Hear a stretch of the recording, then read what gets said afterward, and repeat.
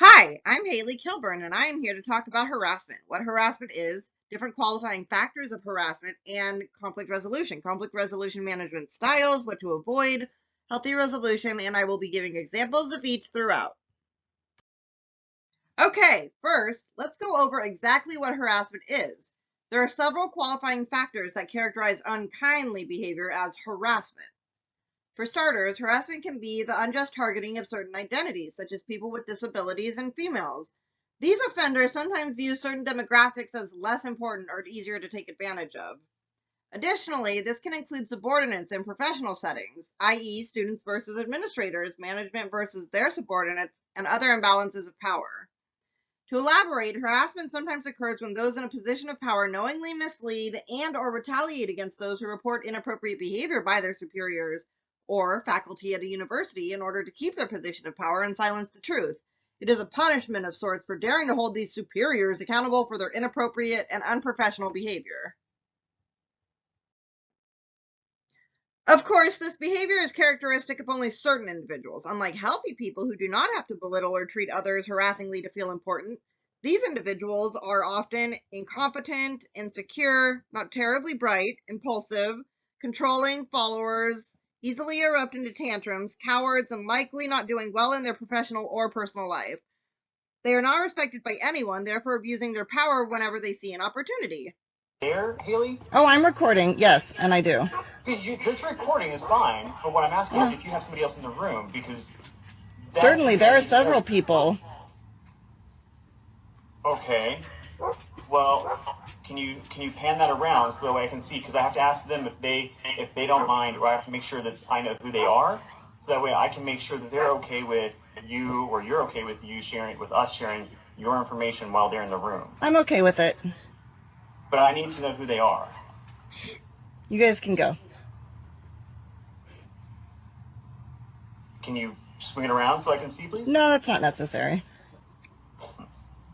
Okay.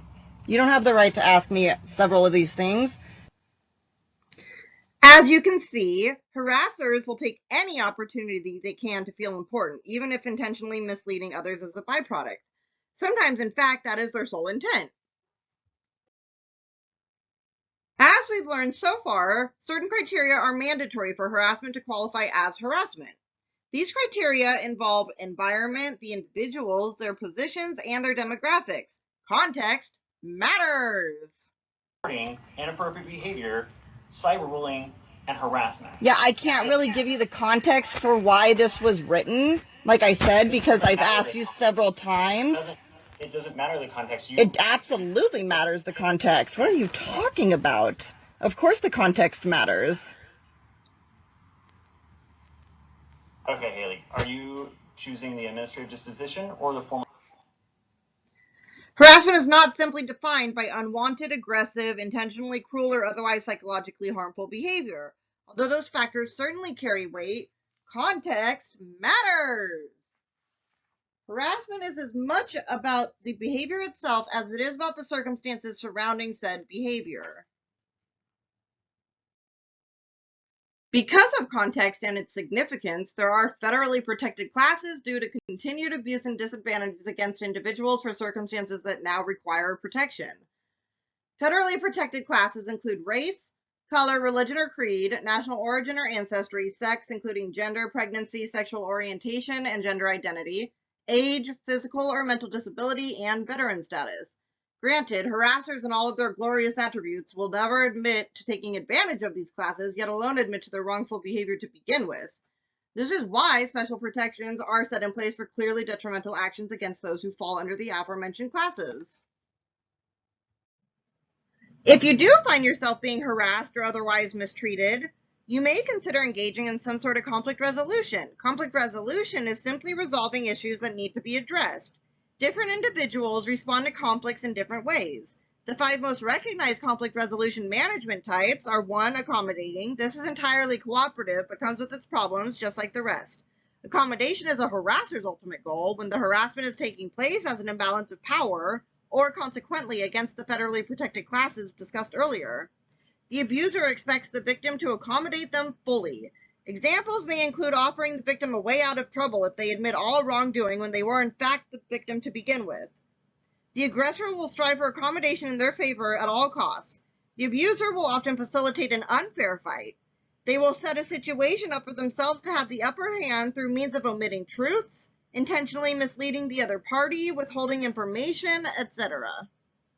Can you please stop pretending to be unaware of the fact that you've had 4 to 5 months to prepare this and I've had absolutely no time? I've expressed that I don't know what you're referring to. So this is completely an unbalanced communication. I can't defend myself appropriately right now because you've had 5 months to bring these up. And I do not have anything prepared because I've asked you repeatedly to explain to me what the allegations are referencing exactly. You could have very easily emailed me and said, this is what it's referencing. Accommodating really shouldn't be considered resolution at all. The only healthy accommodation is when the true wrongdoer admits their wrongdoing and faces it, rather than trying to manipulate the situation in their favor. Don't count on healthy accommodation regularly. Next, we have collaborating. This is an assertive means of conflict resolution and a wonderful thought. However, collaborating involves two reasonable human beings at conflict with one another. Additionally, collaborating can only be achieved when the overall goal is the same for both parties, such as co-parenting. You do not need to have identical parenting styles, just the same overall goal of raising a decent human being. Collaborating is impossible, however, if one party is simply seeking accommodation.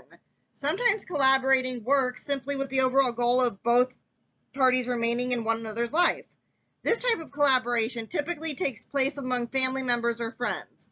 The common goal of mending the relationship is enough to collaborate on and resolve things.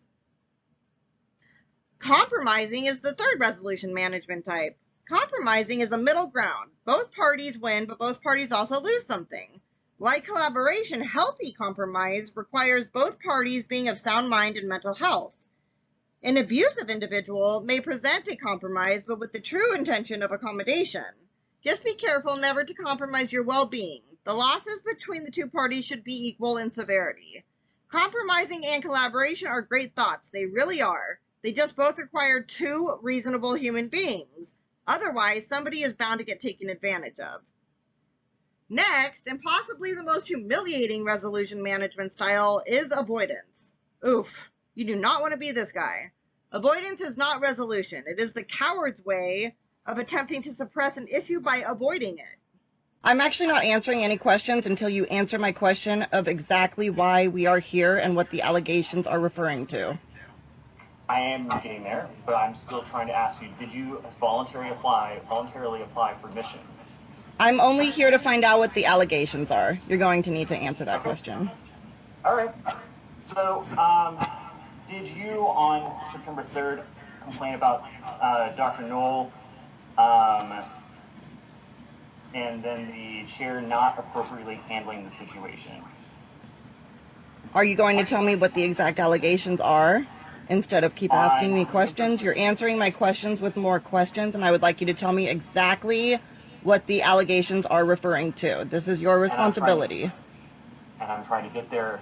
I don't need you to get there. I need you to tell me exactly what the allegations are referring to. Okay. I will go ahead and just jump into some of the evidence that happened. So Please let's do this. This is about this particular one is about Dr. Bracewell. So let's chat about this one. So do you see the CRIJ 3353 biological aspects of forensic science PDF in front of you? This has nothing to do with December and Dr. Noel. You're jumping around right now. Do you see that in front of you? I do see the screen, but this is nothing to do with what you were just referring to in December, and if you're going to jump around, then we're just going to have to settle this in court. You raised your hand. Hi, so I did not know that this involved the criminal justice department. Nor I. And I'm not comfortable. Avoidance may come in the form of deflecting. The avoider will likely answer questions with more questions and jump around, all in a desperate attempt to avoid facing things, aka avoidance. These things, and you need to tell me exactly what the allegations are from December that you're referencing. Actually, Miss, I do have the full right to ask you those questions. Okay, you need to tell me what the allegations are from December, or this meeting should not be existing. I'm working on it. Simple requests will suddenly become an impossible feat. And who made the allegations exactly? Dr. Gray Vickery, our university provost. Who is it? Our university provost, Dr. Peg Gray Vickery. Okay, so you'll have to explain to me exactly what they were referring to with this allegation. I'm working on it. You work exceptionally slow. Well, I'm sorry I didn't feel that way. That's a fact. They may become very bratty when called out for their deflecting. Is that you in the class? That's correct. Okay. So that is 6 feet between you and that other student in the front row. Okay, so I'm assuming you have dates on these as well, and you can track those? Yes.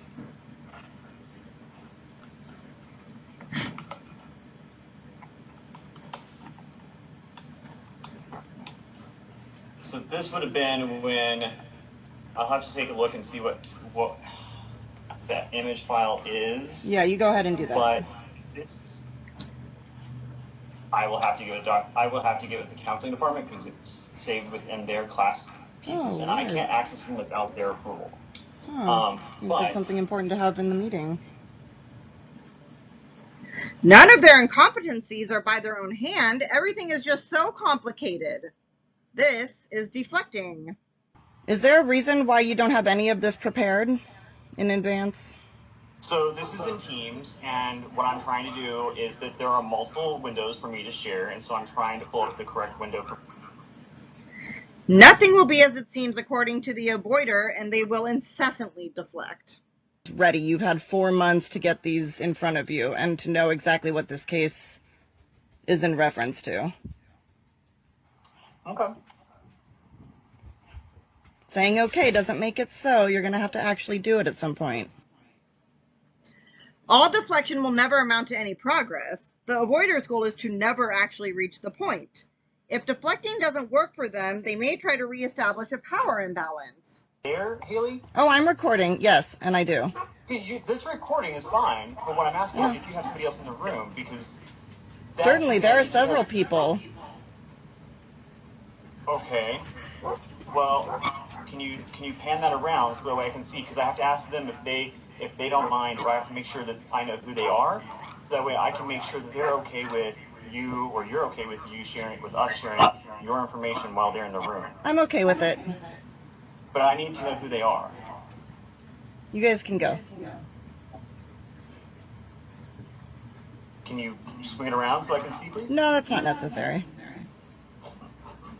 Okay. You don't have the right to ask me several of these things. If all attempts of avoidance, deflecting, lying, asserting power, etc. fail, this very embarrassed individual will try to just escape the situation, much like an ostrich hiding its head in the sand. Then maybe this isn't the best place for you. Don't be this guy. Avoidance is a grossly immature defense mechanism that has no place in real conflict resolution. And lastly, we have another resolution technique to avoid entirely competing. This is the least cooperative of the management styles and is nowhere near resolution. This is simply wanting to win. The competing individual is not after the truth, nor are they actually interested in resolving anything. They are competing to win a competition, most likely. This individual will not acknowledge a single truth by their opponent and will put them down at every opportunity they see, using a lot of you language, or when faced with truths they can't combat, may just try to end the process altogether. No point made by the other party will be acknowledged, and when they feel cornered, they will try to escape. Inappropriate behavior, cyberbullying, and harassment. Yeah, I can't really give you the context for why this was written, like I said, because I've asked you several times. It doesn't matter the context. It absolutely matters the context. What are you talking about? Of course the context matters. Okay, Haley, are you choosing the administrative disposition or the formal? The you language will account for all of the competing individuals' inappropriate behavior. Also, I'm wondering why people didn't reply to me and just speak to me about this right away. I'm not sure why people are not simply bringing it up. Do you want me to be honest with you? I am looking for honesty, yes. Because you're combative and not willing to engage in a conversation. I am engaging in a conversation right now. Currently, yes, but there have been multiple times in this meeting where you've been very combative and not willing to engage in an actual competition. I've kept my peace and I've not tried to be combative with you. Because you're wrong. And my disagreeing with you isn't being combative. I haven't raised my voice and yelled. I haven't done inappropriate things such as call names. I'm trying to stay on point and on subject, and we are going to disagree at some points. And that's absolutely allowed. It's always everybody else's fault. Haley, I'm going to be honest. Like, the way you're interacting is just not, it's not professional. Everything is your fault, even if it's not worth mentioning or fighting over. They will blame you. I'm having trouble reading it. I'm trying my hardest to see it clearly. Well, that's on your end. That's a screwing on your end. That's not by virtue of this. This is how a competing individual survives, and they try to enforce compliance by everyone around them. But, you can't just lie during this. You're lying so much. Okay. It's not okay. Not ever. None of this has been okay. None of it. Okay. No. Again, not okay. It's unintelligent and acted out by the least competent individuals. Competing and avoidance are sometimes very similar in presentation. When faced with no escape after trying to avoid accountability, a competing individual will disengage from the resolution process rather than actually ever answering for themselves. No. That's exactly what happened, actually, yes. No, I'm sorry. Yes, it is. Yes, it is, and there is plenty of proof. We're obviously not going to agree, which is fine. Right, because I'm stating facts. Okay. So, at this point, you can decide whether you want the administrative disposition or the formal hearing process. Much like avoidance, a competing individual will abruptly end the process if they cannot deflect their way out of it or lie quickly enough.